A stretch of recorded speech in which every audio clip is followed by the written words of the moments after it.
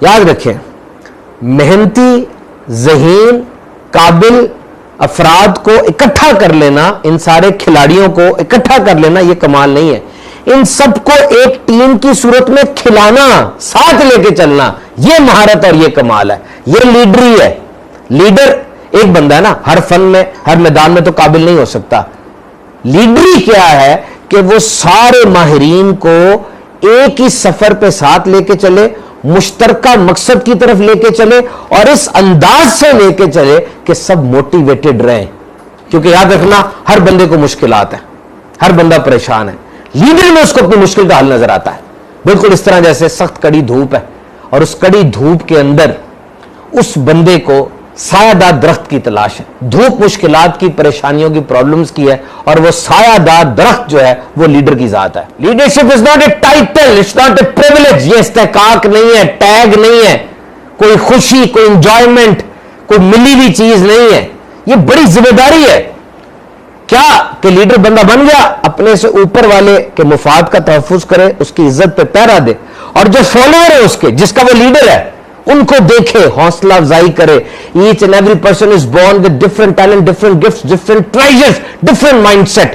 ہر بندہ مختلف ٹیلنٹ، مختلف صلاحیت، مختلف تحفوں کے ساتھ پیدا ہوا ہے۔ ہر ایک کی حوصلہ افزائی کرنا بڑی ضروری ہے، یہ لیڈر کا سب سے بڑا کام ہے۔ لوگ چھوڑ جاتے ہیں اگر آپ مناسب حوصلہ افزائی نہیں کریں گے۔ وہ ٹیلنٹ ہے، وہ قابل آدمی، اسے پتا پیسہ مجھے ہر جگہ سے مل جانا ہے، آپ جان بوجھ کے اس کو پریس کریں گے، وہ چھوڑ جائے گا۔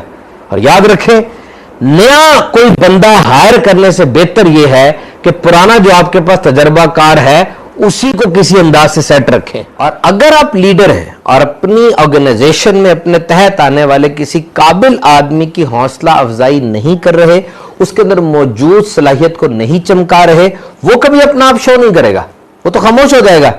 دیکھیے، پیسہ اس کو ہر جگہ مل رہا ہے، قابل وہ ہے، لیکن آپ نے اس کی حوصلہ افزائی نہ کر کے اس کی صلاحیتوں کو ضائع کر دیا۔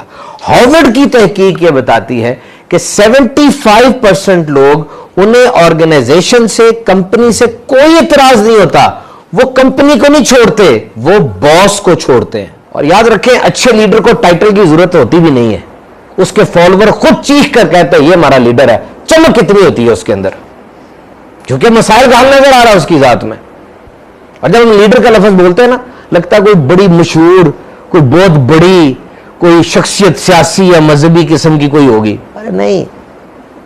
اگر آپ کے گھر بیوی بچے ہیں، بوڑھے ماں باپ ہیں، بہن بھائی، چار دوست آپ کی سنتے ہیں، لیڈر ہیں آپ، استاد ہیں آپ، ہزاروں بچے پڑھ کے جا رہے ہیں، لیڈر ہیں آپ۔ ایک نسل کا بگاڑ یا سنوار وہ آپ کے سپرد ہے۔